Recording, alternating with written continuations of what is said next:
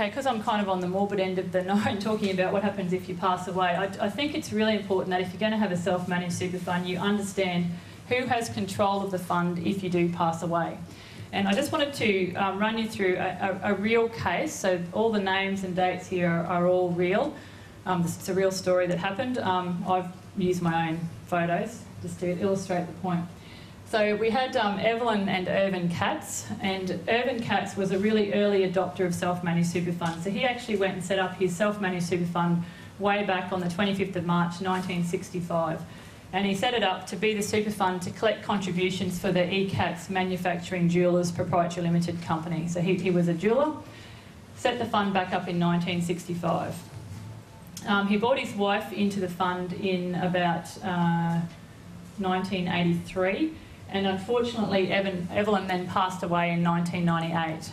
Okay.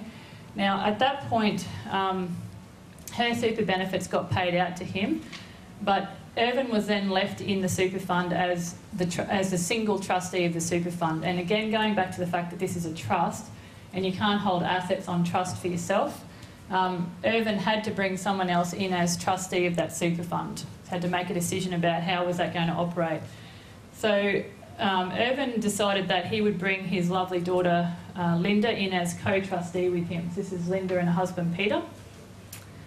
Now, Irvin actually had another child called Daniel, and this is the before photo, so Daniel looks pretty chirpy and happy at this point.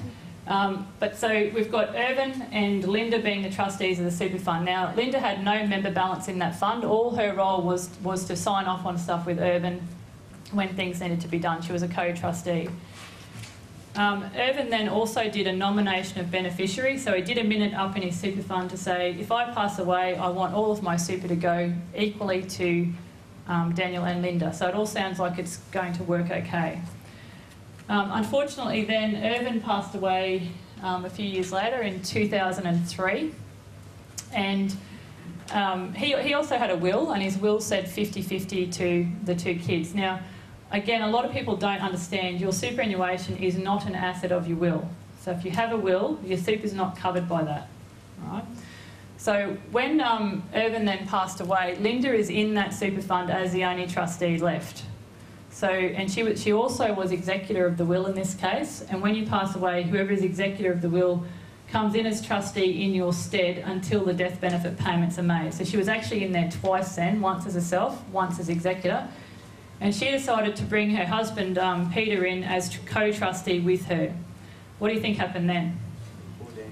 Yeah, poor Daniel. So they decided that they would pay all of the superannuation monies out to themselves. Okay? Now, Daniel was a bit upset about that, as you can imagine. So he actually took her to court, and that's how I know all the details, because this is Katz versus Grossman that ended up in the New South Wales Supreme Court some years ago.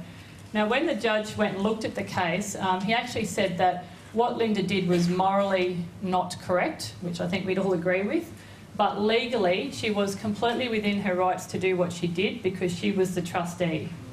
Okay? And if we go back to Irvin had a nomination of beneficiary, if it's just a nomination of beneficiary, that's not legally binding on the trustee. They can do what they like. So it's a nomination of your wishes. So Linda could just ignore that, as she did. Now, this all could have been avoided if the documentation had been done a little better or things had been thought through prior to the event. So one of the things that we probably would have recommended that Irvin should have had is when his wife passed away, he should have implemented a company as trustee. If he had a company as trustee, he could be the sole director and sole shareholder of that company. So he's then fully in control of his own destiny. And he could have left the shares in that company in his will equally to the two kids. The other thing that he really should have done, and I'd urge you all to have a look at your own documents with this, is he should have had a binding death nomination. So a binding death nomination is legally binding on the trustees, and they must do what you told them to do. So if he had had a binding nomination that said, if I pass away, you must pay it 50-50 to the two kids, those wishes would have had to have been followed. And if they weren't and it ended up in court, the judge would have just overruled it and said, no, it must be 50-50.